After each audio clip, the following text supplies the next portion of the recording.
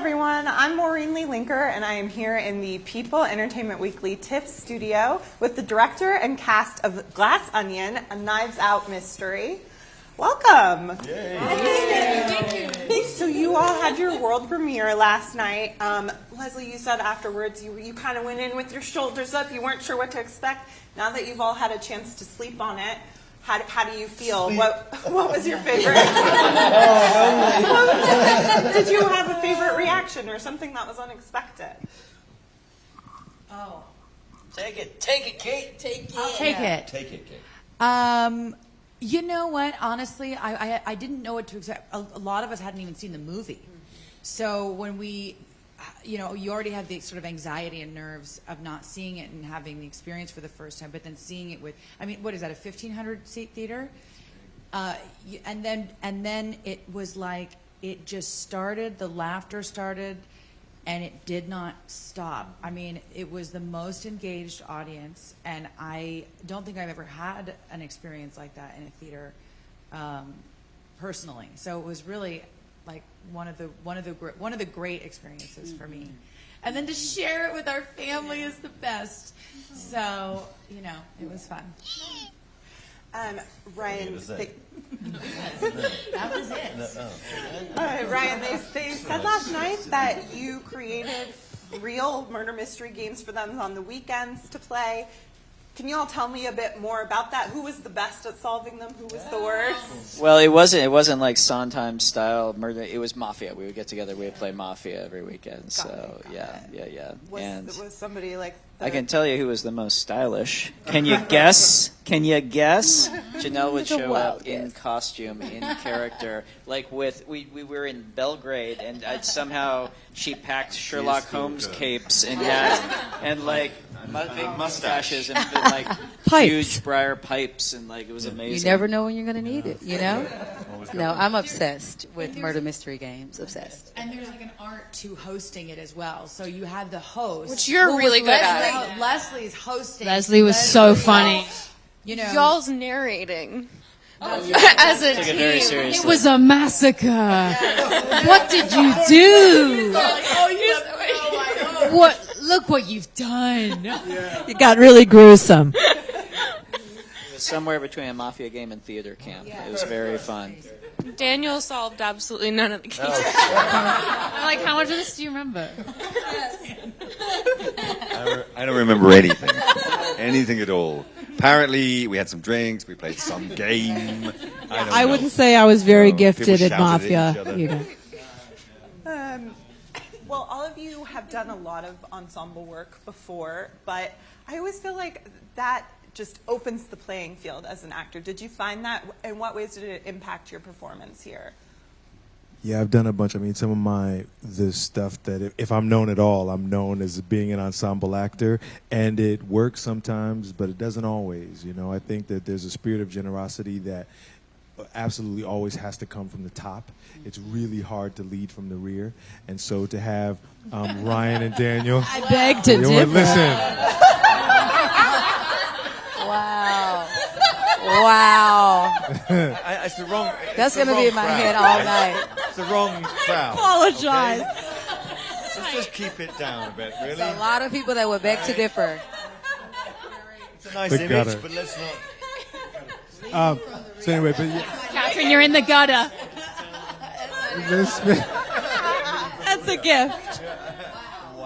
Go ahead, Leslie. no, there's just the spirit of generosity flowed from Ryan and from Daniel,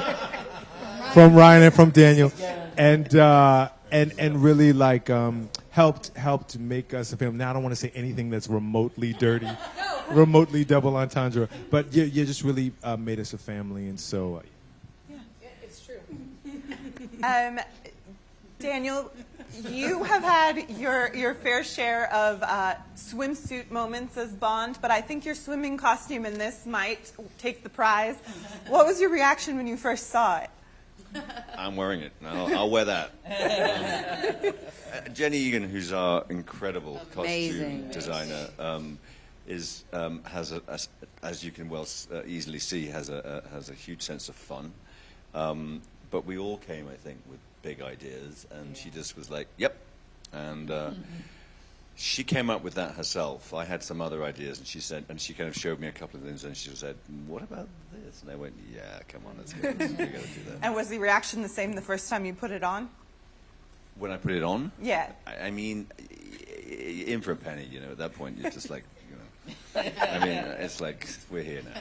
Yeah. We might as well. I think we all really loved it when Daniel showed up that day on set, and we all saw it for the first time. First day I showed up. It was a moment.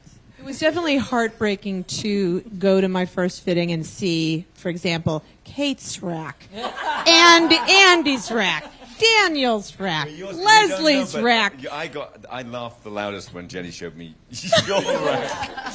I was The beige wall. great. Just It's beige. here somewhere. Iconic. But then I embraced it. Love it. Well, Catherine and Leslie, you guys play husband and wife in Central Park, but this is the first time you've physically been on screen together. So was there a sense of already knowing each other, or what was that relationship like, being best friends here? I mean, we never had a chance to really be on Central Park. We're never in the same room together. So we never had really, I mean, I think we met on an airplane. We were on an airplane like halfway through this season of Central Yes. Park. I was like, "Oh, it's nice to I was meet like, you, oh my God, my wife." Yes. So to actually do this in person was a dream, like heaven. I just adore him. So it was like just the absolute best to connect Keep them apart. on this. Kate, going back to the costumes, your looks are just to die for, and obviously you're no stranger to fashion, so did you have input in that? Oh, Jenny's so great. I mean, honestly, I walked into the first, I was like a kid in a candy store with all of the prints that she picked out already, and we just had so much fun. She knows what, she knew what, with Ryan, sort of what they were looking for, and then it was fun for me to sort of,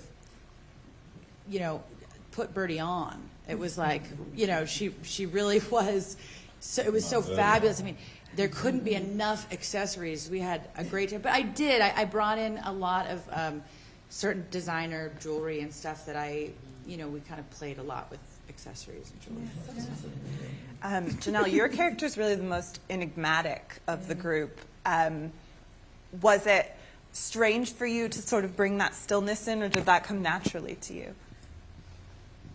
Well, I did a lot of mental preparation to get prepared for the role, and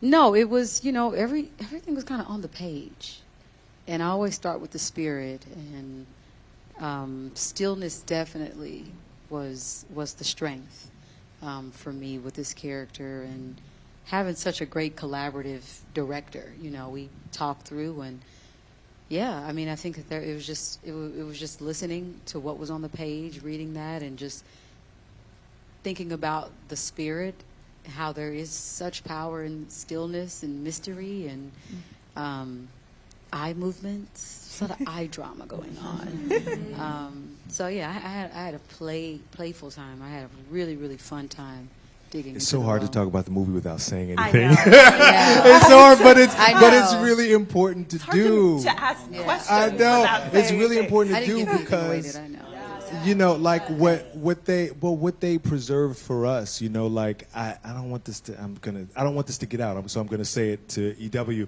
But it's like what I'm saying is I'm not gonna say anything. What I'm saying is that coming into the premiere last night, not having seen it, the first time that has ever happened to me, I'm so happy that they preserved that for me, that I got to, that the secrets were kept, that I got to experience all the it. future audiences who get the chance to see it. It's just like, I mean, I know that's an obvious thing to say, but it's just the joy in the theatre last night.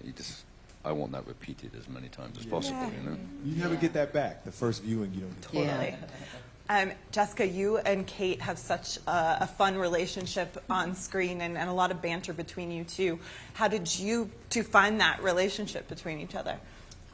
Alcohol. I mean, I kind of always thought of it as like a toxic love-hate affair. Yeah. Like there's a scene where I feel like before the film starts, Peg has probably tried to quit several times. And I'm literally lost without Peg. You know? Yeah. I mean, that's for me. They're like the little girl in me comes out. Like I really need her. You know. And then I like the scene where we're drunk.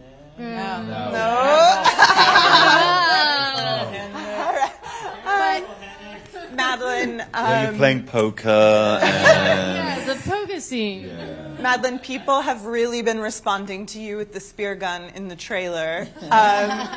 What was it like working with that? Well, obviously it was fake, but still, it made me nervous because it was just like That was a real spear gun. Was it? Yes. Like, was it I'm fake? glad you didn't know that. That was real. Okay, I thought it was fake, so apparently it was real. which Spoiler. makes me- But even in my mind, it being a fake one, I still like had issues. I was always like consciously like trying to point it at the ground. Like it just made me feel very Profesh. which is what you should always do when.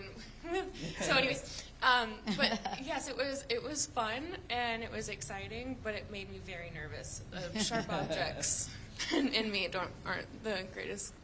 Make sure. Want to give props to this amazing actress who really was a complicated part, and I was really thrilled to see her last night just chew the shit out of it. Pardon my French, but really great for everybody in this.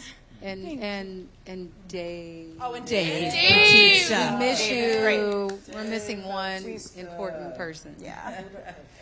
Well, that is all the time we have for today.